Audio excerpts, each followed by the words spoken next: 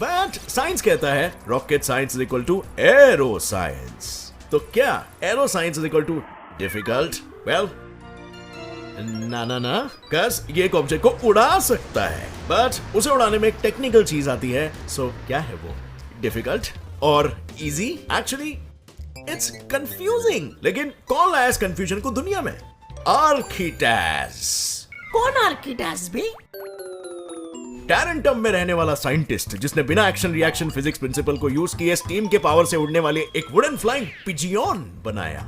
और फिर आया हीरो ऑफ अलेक्जेंड्रिया जिसने एक्शन रिएक्शन के इस दाल में मारा तड़का। पूछो कैसे? By adding something to an existing invention। इसने आर्किटास के उड़ते हुए कबूतर के प्रिंसिपल के बेसिस पे एक टूल बनाया जो था हीरो इंजन। हीरो जो बेसिकली जीरो था, मतलब हीरो इंजन एक ऐसा स्पीयर था जिसके दोनों साइड पे एल शेप ट्यूब लगी हुई थी, और जैसे ही इंजन को उबलते हुए पानी में रखा जाता उन ट्यूब्स में से स्टीम बाहर आती और बैंग स्पीयर रोटेट होना शुरू हो जाता। वाओ, चमत्कार! चमत्कार नहीं, थ्रस्ट का कमाल। इस एक्सपेरिमेंट से उस टाइम पे लोगों को थ्रस्ट कैसे प्रोड्यूस करते हैं वो तो पता चल गया, पर क्या उतना काफी था? ऑब्वियसली नहीं। उस टाइम पे मारी एंट्री एक चोर ने, मेरा मतलब है चाइना अब आएगा पिक्चर में। 969 में पहली बार बिना चोरी किए चाइना ने एक्सपेरिमेंट परफॉर्म किया। ये वाला केस यहाँ पर नहीं था, ओके। इस एक्सपेरिमेंट में उन्होंने बैम्बू स्टिक्स लिए और उसमें गन पाउडर डाल के एक्सप्लोड किया। काफी सारी बैम्बू स्टिक्स एक्सप्लोड हुई और काफी सारी फेल हुई, पर कहते हैं ना, फेलियर से ही तो ऊंचाइयां छूना आसान हो जाता है। वैसे ही इस फेलियर के बाद उनके दिमाग की बत्ती जली और उन्होंने बनाया उड़ता तीर, जिसमें पूरा एक्सपेरिमेंट तो सेम ही था, सिर्फ इस टाइम एरोस पे बैम्बू स्टिक्स बांध के उसे एक्सप्लोड कर दिया, जिसका नाम रखा उन्होंने gun powder propellant fire arrow, Brahmastra नहीं। और यही वो पल था जहां से शुरू हुआ रॉकेट्स का सिलसिला। दुनिया में हो रहे युद्ध में उड़ते तीर कम रॉकेट्स यूज किए जा रहे थे। फॉर एग्जांपल, पहली बार इन रॉकेट्स को 1232 एडी में चाइना और मंगोल्स ने वॉर में यूज किया, और फिर यूरोप ने इन 1241 एडी अगेंस्ट मगियार, अरब्स ने 1268 में against French army of king Louis 9, और फिर डच मिलिट्री ने रॉकेट्स बनाए in the year 1650। Tipu Sultan use उड़ता हुआ तीर इन द ईयर 1792, जिसे थर्ड एंग्लो मैसूर वॉर भी कहा जाता है, और 16वीं सदी आने तक लोग रॉकेट को वॉर वेपन में ही काउंट करने लगे थे। बट फाइनली आई वो सदी जिसने इन उड़ते तीर का हुलिया बदल दिया। उड़ते तीर को गंगाधर से शक्तिमान बना दिया। अर्ली 20th सेंचुरी में कॉन्स्टेंटिन सियोलकोव्स्की ने इसी कॉन्सेप्ट को एक दूसरे नजरिए से देखा और इन उड़ते तीर को लिक्विड फ्यूल की हेल्प से स्पेस की सैर करवाई, जिससे हुई मॉडर्न रॉकेट्स की शुरुआत, और उसी के साथ ही टेक्नोलॉजिकल डेवलपमेंट की शुरुआत। इसी आइडिया को यूज करके American scientist Robert H Goddard को मार्च 17, 1958 में first liquid fuel rocket launch करने में सफलता मिली। एंड गेस व्हाट, आगे क्या हुआ होगा? चाइना ही नहीं बल्कि पूरी दुनिया ने इस आइडिया को कॉपी मारा और सभी साले फर्स्ट क्लास से रॉकेट लॉन्च में पास होने लगे। बट रियली क्या रॉकेट बनाना इतना आसान है? वैसे तो नहीं, पर हाँ, अगर इंपॉर्टेंट स्टेजेस याद रखेंगे तो शायद यस। कोई भी रॉकेट 4 सिस्टम से बना हुआ रहता है। Number 1 structural system, number 2 payload system, number 3 guidance system, number 4 last but in the important list propulsion system.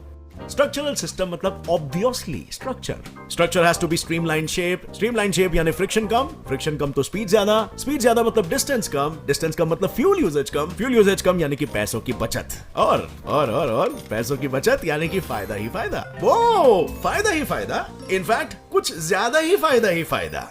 पर स्ट्रक्चरल सिस्टम में एक और एक चीज आती है, रॉकेट की आउटर स्किन। एक रॉकेट ट्रैवलिंग के टाइम पर एयर फ्रिक्शन के कारण 1649 डिग्री टेम्परेचर जनरेट करता है। हाँ जी, आपने बिल्कुल सही सुना, 1649 डिग्री सेल्सियस जितने में लोहा भी पिघल जाता है। लेकिन इसे कंट्रोल कैसे करेंगे? सिंपल, थर्मल लेयर प्रोटेक्शन से। थर्मल लेयर प्रोटेक्शन का काम है स्लोली हीट ट्रांसपोर्ट करना, और इसीलिए इंसुलेटर्स यूज किए जाते हैं, और जो कि सिलिका एक बेस्ट इंसुलेटर है, इसीलिए आउटर स्किन को सिलिका ट्यूब से कवर करते हैं। लेकिन सिर्फ स्किन प्रोटेक्ट करना काफी नहीं है, स्किन के साथ ही मैटर करता है वेट। जितना ज्यादा वेट उतना ही ज्यादा रॉकेट के डूबने के चांसेस, और जितना कम है वेट उतनी ही होगी परफॉर्मेंस ग्रेट। पर लाइट वेट कैसे रखेंगे रे? सिंपल, आज मैं आपके लिए लाया एक माइंड ब्लोइंग इलाज, एल्यूमिनियम और टाइटेनियम।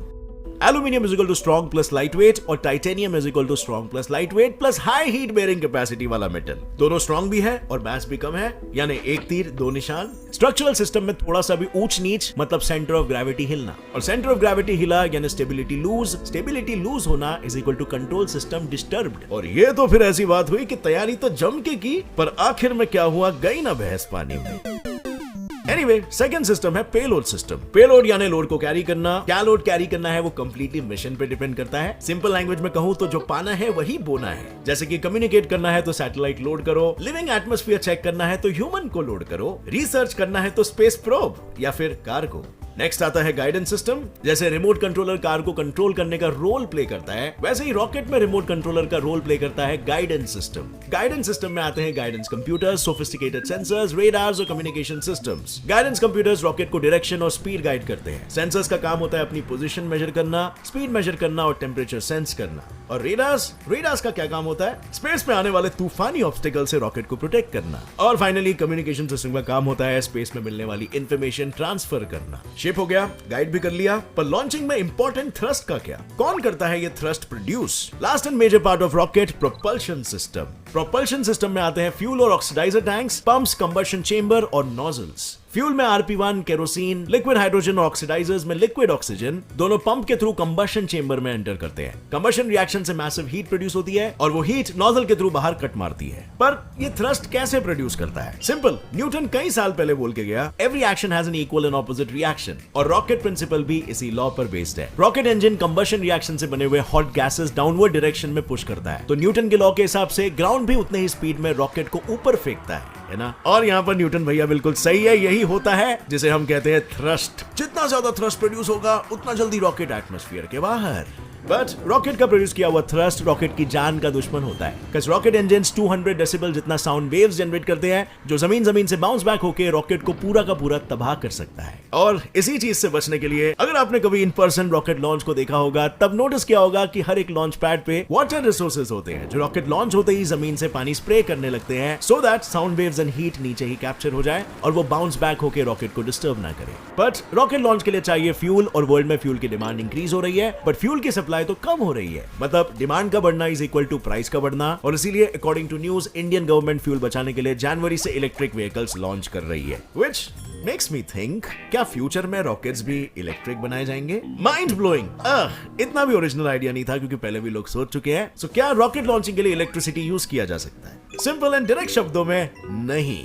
कोई भी रॉकेट को लॉन्च करने के लिए सबसे इंपॉर्टेंट रहता है मैक्सिमम थ्रस्ट। इलेक्ट्रिसिटी लो थ्रस्ट जनरेट करती है। ऑल्सो हाई थ्रस्ट जनरेट करने के लिए मास की जरूरत होती है। जितना ज्यादा मास उतना एक्सेलरेशन ज्यादा होगा और थ्रस्ट प्रोड्यूस उतना ज्यादा होगा। इलेक्ट्रिसिटी मतलब फ्लो ऑफ इलेक्ट्रॉन्स, और इलेक्ट्रॉन्स का कोई मास ही नहीं होता। तो क्या कभी किसी ने इलेक्ट्रिक रॉकेट्स बनाने की कोशिश नहीं की है? वेल, इलेक्ट्रिक रॉकेट इंजन से केमिकल रॉकेट के कंपैरिजन में कम पावरफुल होते हैं, और अब तक कोई भी कंट्री ने इलेक्ट्रिसिटी यूज करके रॉकेट लॉन्च नहीं किया है। अमेरिकन साइंटिस्ट ने कई रिसर्चेस किए हैं, उन्हें भी हाई थ्रस्ट जनरेट करने में सक्सेस नहीं मिला, लेकिन उन्होंने इलेक्ट्रिक चार्जेस यूज करके एक इलेक्ट्रिक इंजन बनाया, जिसे आयन इंजन भी कहा जाता है। स्पेस में आयन इंजन काफी आइडियल होते हैं। आइडियल मतलब माय डियर, जैसे अर्थ पे रॉकेट सक्सेसफुली लॉन्च करने के लिए हाई थ्रस्ट की जरूरत होती है, वैसे ही हम स्पेस में आयन इंजन यूज कर सकते हैं सैटेलाइट को ऑर्बिट में स्टेबल रखने के लिए, और यही यूज किया भी जाता है। माना कि वो केमिकल इंजन जितना 1 मिनट में थ्रस्ट प्रोड्यूस नहीं कर सकता, पर वो काफी लंबे समय तक चलता है, और इसीलिए ही सैटेलाइट्स पे आयन इंजन यूज किया